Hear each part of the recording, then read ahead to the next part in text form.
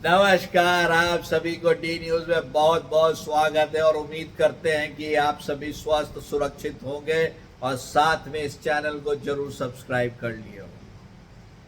महाराष्ट्र की जो राजनीति है उसमें भले एनडीए हो या महाआघाड़ी हो, दोनों तरफ जबरदस्त पॉलिटिक्स चल रही है और जिस तरह से उद्धव ठाकरे जी अपनी राजनीतिक मूव चल रहे हैं, वो दिन दूर नहीं है कि वो एक बहुत ही पावरफुल नेता के रूप में उभरेंगे, क्योंकि उन्होंने अपने राजनीति करने का तरीका ही बदल दिया है।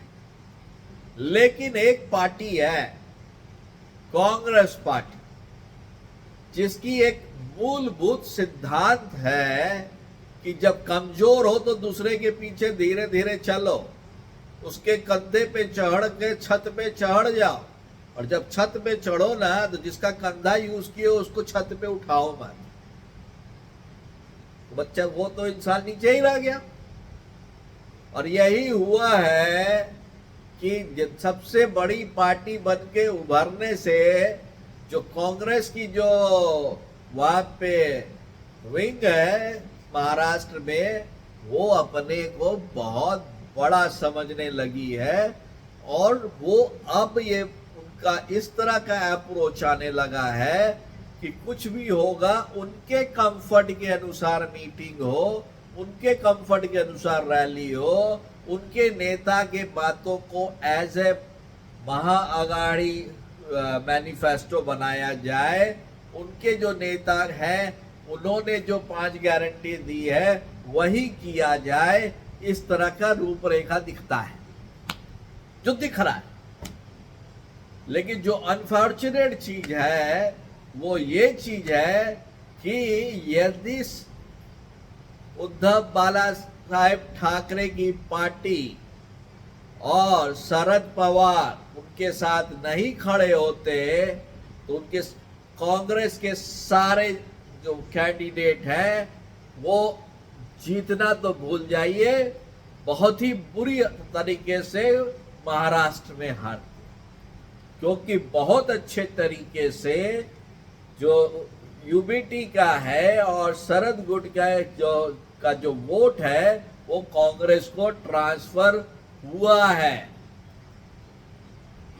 और यही कारण है क्योंकि बहुत सारे लोग एनसीपी से नाराज थे, शिंदे साहब से नाराज थे, और बहुत सारे लोग बीजेपी से नाराज हो गए थे क्योंकि वो अजीत गुट को इंक्लूड किए थे। तो सारा का सारा जो 3 फैक्टर था और जो सिंपैथी वोट था वो एनसीपी और यूबीटी के फेवर में था, वो कांग्रेस को गया। लेकिन अब कांग्रेस अपना सर उठाना शुरू किया है और अब वो ये बोलती है मैं तो सबसे बड़ा पार्टी हूं यार, मेरी बात सुनो, आप लोग छोटे हो। और यहाँ पे मैं आपको गारंटी देता हूं कि अगला 6 महीना में डिफरेंसेस निकल कर आएगा, क्योंकि जिस तरीके से अपनी पार्टी को वो इवॉल्व कर रहे हैं उद्धव ठाकरे जी, वो झुकने वालों में से नहीं है। अब उन्होंने ग्राउंड लेवल पे अपनी शक्ति की पहचान कर ली है। अब उनको पता है कि उनका क्या टारगेट है, और दी कांग्रेस किसी भी तरीके से यदि दबाना चाहे महाआघाड़ी के अदर पार्टीज को तो महाआघाड़ी टूट जाएगी। आपका क्या विचार है जरूर कमेंट करें, चैनल को लाइक करें, सब्सक्राइब करें। तब तक के लिए आप सभी को डी न्यूज से बहुत बहुत धन्यवाद।